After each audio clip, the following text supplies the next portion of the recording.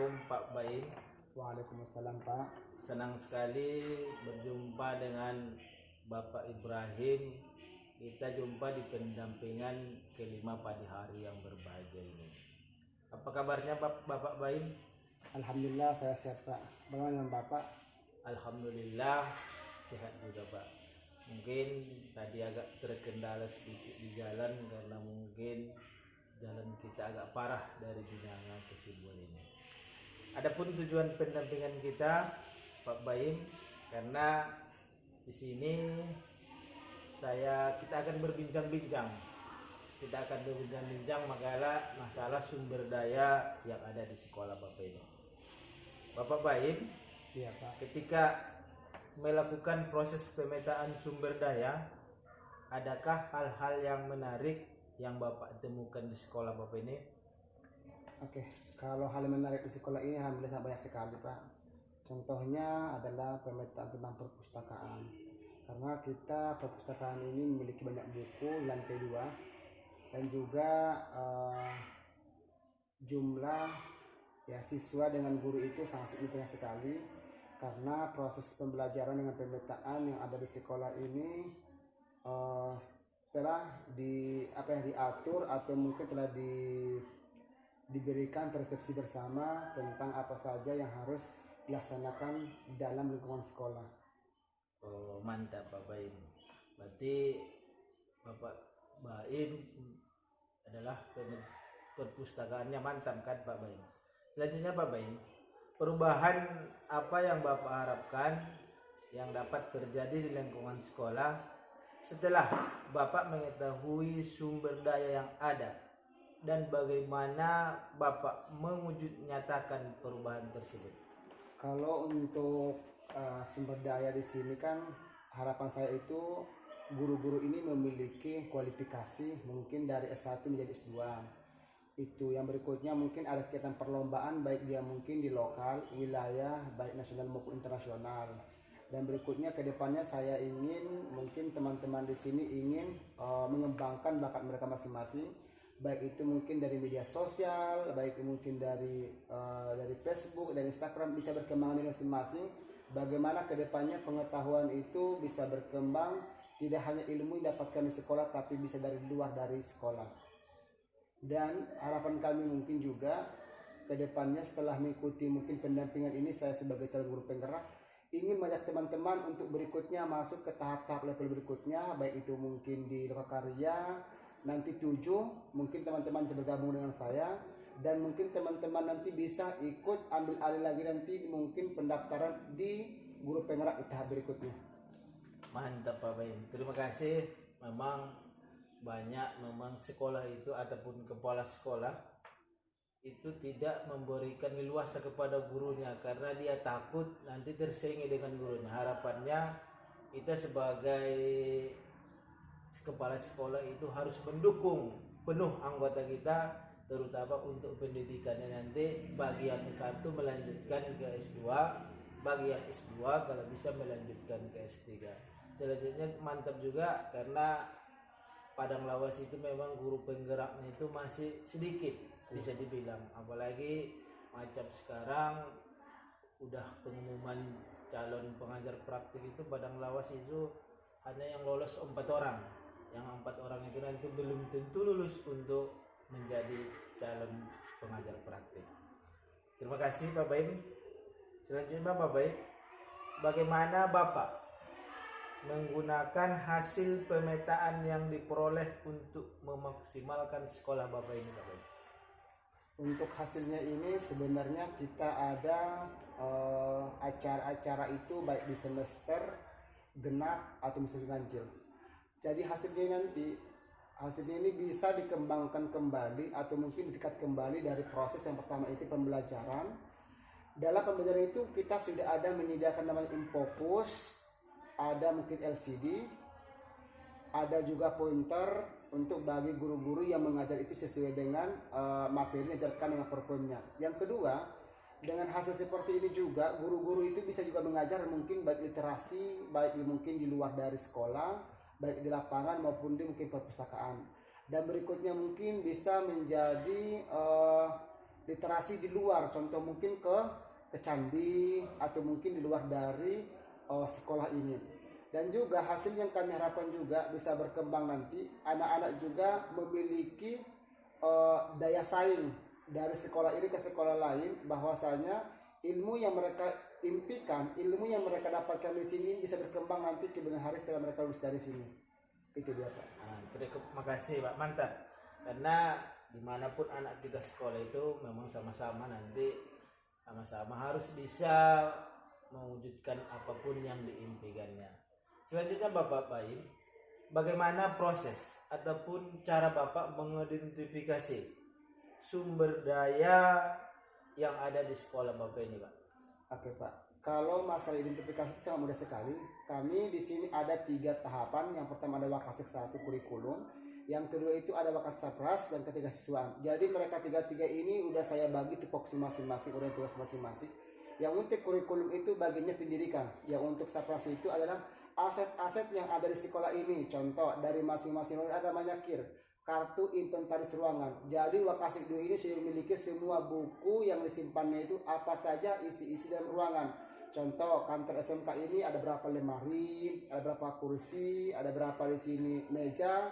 Mungkin dari ruangan bahasa ada berapa kursi, ada berapa headset, dan mungkin perpustakaan berapa jumlah buku yang ada. Jadi semua identifikasi itu kita sudah bisa meminta dari masing-masing wakil apa saja sudah mereka kerjakan. Kita sebagai kepala sekolah itu hanya bisa memonitoring, dan juga kita bisa melihat kembali apa yang mereka tulis dalam buku masing-masing. Mungkin seperti itu Pak. Mantap. Berarti kita sebagai kepala sekolah itu, sebagai pimpinan itu Pak, kita harus bisa menjadi pemimpin. Nah, berarti pimpinan itu harus bisa memperdayakan guru-gurunya, seperti yang Bapak bilang tadi, ada Wakasek kurikulum, ada Sarpras, satu lagi apa tadi Pak? Kesiswaan.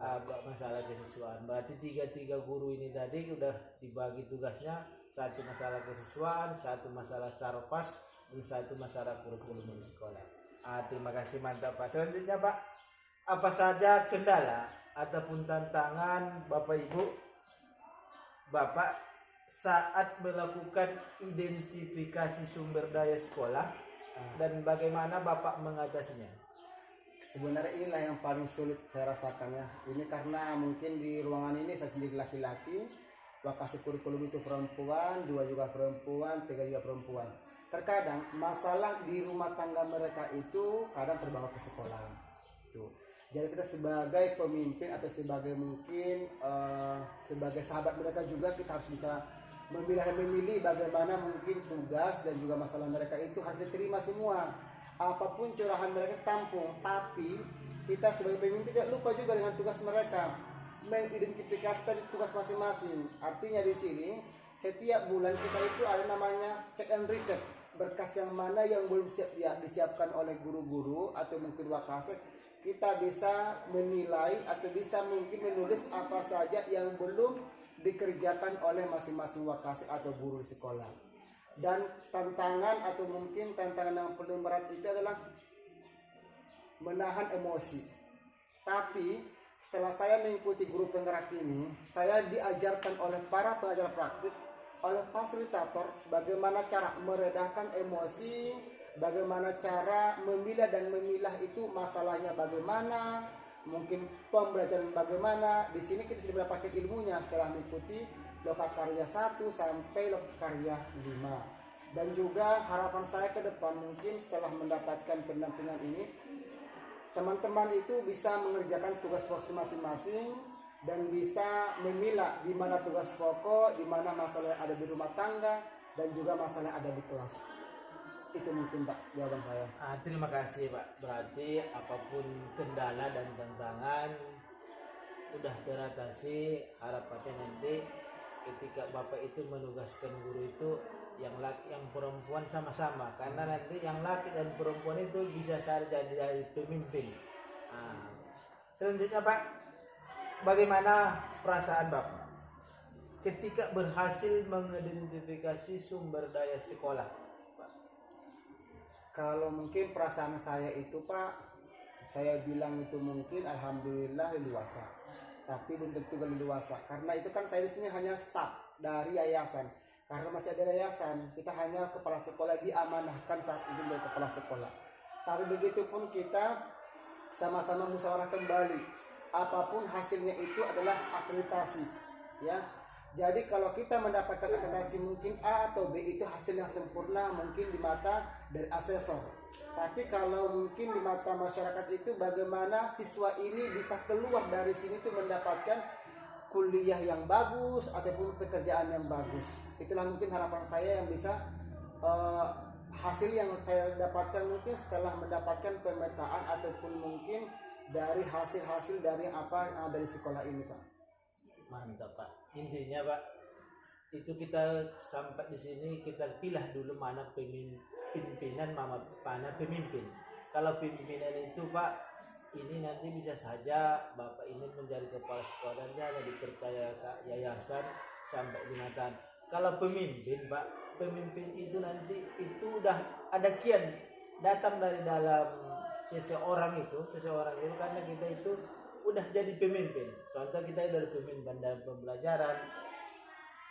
Pemimpin itu bisa saja menjadi pemimpin nantinya. Makanya dari itu ketika Bapak menjadi pimpinan sekarang itu harus dipertahankan. Bapak itu harus menguasai bagaimana menjadi pemimpin yang baik bagi anggotanya ataupun guru-guru yang ada di sekolah kita ini Pak. Selanjutnya Pak, apa pertimbangan Bapak dalam menentukan sumber daya sekolah di sini, sekolah Bapak ini Pak? Kalau sebenarnya saya menentukan itu belum bisa sendirian ya. Kita ada musyawarah. Dari musyawarah ini kita membuat pertama dulu undangan kepada seluruh tim, baru dibuat nutulan rapat. Apapun hasilnya itu adalah musyawarah kembali. Jadi dari hasil musyawarah ini kita sama-sama mendapat apa saja kendalanya, apa saja solusinya yang terbaik untuk siapa. Inilah kembali untuk diri sendiri dan untuk diri sekolah. Seperti itu saya buat di sini. Oh mantap. Nanti pertimbangan itu apapun yang dibuat itu harus berdasarkan musyawarah. Mantap Pak, mantap. Selanjutnya Pak, apakah terdapat hal lain yang dapat dijadikan sumber daya sekolah yang belum Bapak temukan dalam proses yang sudah berlangsung Pak? Sebenarnya ada satu hal ya Pak ya. Mungkin di sini kalau ada pemetaan seperti itu atau mungkin sumber daya di sini itu kita maunya ada namanya studi banding. Itu kan sumber daya artinya gini. Artinya Pak, kita di sekolah ini kan namanya masih kurang ilmu, kurang informasi. Apalagi masa-masa COVID-19 ini kita masih banyak kendala-kendala yang kita alami. Jadi harapan kami ke depannya mungkin Pak, setelah mengikuti lokakarya atau mungkin mengikuti pemetaan atau mungkin mengikuti pendampingan ini, ke depannya teman-teman ini mungkin bisa mengikuti studi banding ke sekolah lain ataupun sekolah yang untuk meningkatkan mutu itu sangat bagus. Contoh mungkin di sekolah itu banyak guru penggerak atau mungkin sekolah penggerak atau mungkin banyak sekolah-sekolah itu yang mengikuti pelatihan-pelatihan baik di wilayah, di nasional maupun internasional. Seperti itu mungkin ya Pak. Mantap Pak, karena mungkin memang sekarang kita suasana di pandemi, mungkin karena pemerintah itu belum membuat untuk bebas untuk melakukan suatu kegiatan, maka untuk kegiatan-kegiatan misalnya nanti Bapak itu bisa mencari informasi dari kawan-kawan yang lain, mengikuti pelatihan-pelatihan baik banyak itu yang gratis ataupun yang berbayar Pak. Selanjutnya Pak, berdasarkan hasil pemetaan yang Bapak lakukan, bagaimana hal tersebut mengaruhi proses pengambilan keputusan yang Bapak lakukan? Sebenarnya ini paling sulit Pak ya. Namanya bagaimanapun kita kan yang paling setelah mengambil keputusan. Saya kembali ke awal tadi Pak. Saya membuat surat, habis itu nutulin rapat dan musyawarah. Jadi hasil musyawarah itulah kita berikan informasi mungkin baik kepada siswa, kepada orang tua, kepada yayasan. Apalagi kita sekolah swasta, bagaimanapun intinya lah kita lah musyawarah dan musyawarah. Apapun hasilnya diberikan kepada siswa dan lainnya. Mantap. Memang kalau kita membuat suatu keputusan itu dengan musyawarah, tentu mungkin hasilnya akan maksimal, apa yang kita inginkan mungkin bisa tercapai. Selanjutnya Pak, apa hal menurut Bapak masih perlu dikembangkan atau perlu dievaluasi Pak? Kalau yang perlu dikembangkan itu adalah di sini memperbanyak pelatihan, pribadi pelatihan, studi banding, tukar pikiran dengan teman-teman sebaya atau mungkin tukar pikiran dengan teman guru penggerak, baik mungkin dari kota Medan atau mungkin kota-kota yang lainnya. Baru yang kedua itu yang perlu dikembangkan kembali adalah mengikuti pelatihan kepemimpinan. Apalagi saya pribadi mungkin masih baru ya, mungkin masih baru di guru penggerak, masih baru mungkin di kepala sekolah. Ya, saya juga butuh namanya motivasi dan dorongan dari teman-teman. Yang kedua itu adalah memberikan reward ya kepada teman-teman yang mendapatkan prestasi yang luar biasa di sekolah. Artinya kalau mungkin teman-teman di sini mendapatkan prestasi, kita pun sebagai kepala sekolah itu bakal ada dorongan bahwasanya kepala sekolah aja bisa memuji kita dengan adanya prestasi, apalagi dia mungkin langsung diberikan dorongan oleh yayasan. Seperti itu dia Pak. Mantap. Ketika nanti ada guru-guru kita, yang jelas nanti Bapak mungkin memberi reward, itu mungkin akan menjadi pendorong bagi guru-guru lainnya untuk menjadi yang terbaik lagi. Selanjutnya Pak, kalau masalah kepemimpinan itu, pemimpin itu tidak harus bekerja untuk kesana kemari. Intinya seorang pimpinan itu harus bisa memperdayakan anggotanya. Kalau kita bisa memperdayakan anggota kita, mungkin sekolah Bapak ini akan lebih satu langkah dibanding sekolah-sekolah yang lainnya. Intinya kolaborasi dengan guru-guru, sering berdiskusi dengan guru-guru, apa masukan dari guru itu ditampung kita sebagai kepala sekolah. Nanti mungkin itu nanti menjadi perbaikan bagi kepala sekolah ataupun untuk sekolah Bapak. Nah, terima kasih Pak, mantap. Selanjutnya Pak, menurut Bapak mendukung apa hal yang mendukung keberhasilan dari keputusan yang Bapak ambil? Kalau pendukungnya ada dua Pak, ada eksternal, ada internal. Kalau dia eksternal itu mungkin dari luar sekolah, mungkin masyarakat, teman sebaya, dari luar lingkungan.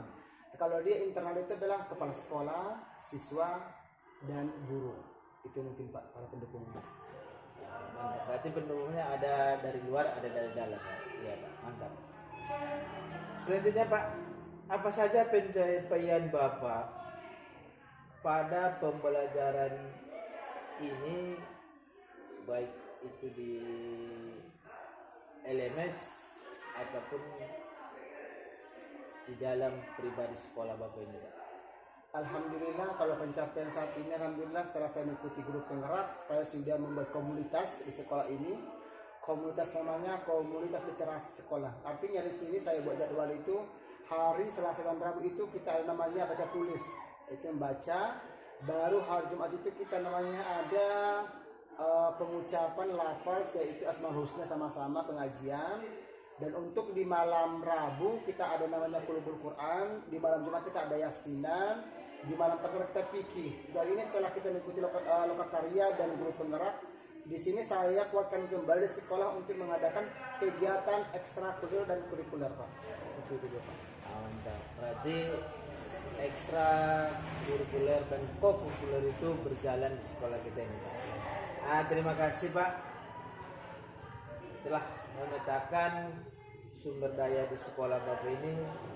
Mudah-mudahan Bapak nanti kalau ada perlu perubahan dan perbaikan pembelajaran, kita sama-sama belajar nantinya. Intinya terima kasih telah sudah memetakan sumber daya di sekolah Bapak ini. Harapannya Bapak mungkin sumber daya ini nanti harus dikembangkan lagi, bagaimana nanti sekolah kita ini bisa lebih unggul, bisa lebih selangkah maju dibanding sekolah-sekolah lain. Mungkin kalau pembelajaran di LMS mungkin aman-aman saja kan Pak? Aman. Karena LMS itu adalah di situ nanti orang Bapak belajar di LMS, kita pendampingan individu apa masalah yang ada di LMS Bapak itu bisa dikonsultasikan dengan kami. kami juga bisa konsultasi dengan fasilitator. Mungkin itulah pendampingan kelima kita pada hari yang berbahagia ini. Mungkin kalau ada tadi kata yang salah ataupun yang kurang enak didengar oleh Bapak, mohon maaf. Mungkin cukup dulu di sini. Saya pamit pulang. Mungkin wabillahi taufiq wal hidayah. Assalamualaikum warahmatullahi wabarakatuh. Waalaikumsalam warahmatullahi wabarakatuh.